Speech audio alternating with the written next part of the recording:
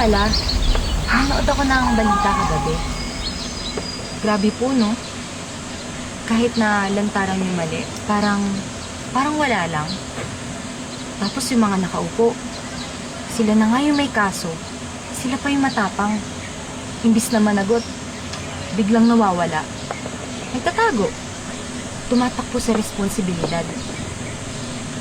Ang masakit pa, sino na naman yung sasalo nito? Tayo na naman ho, di ba? Mga ordinaryong tao. Tayo yung unang naiipit. Unang kinakaltasan. Unang sinasakripisyo. Habang yung mga nasa taas, ayun. Protektado. Naghahari-harian. Ang daming korupsyon. Ang daming inaabuso.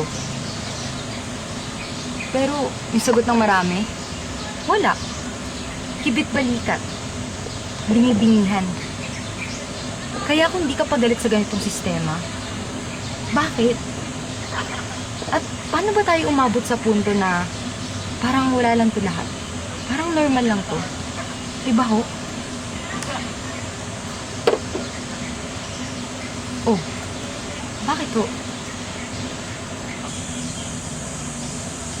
Panahon nyo naman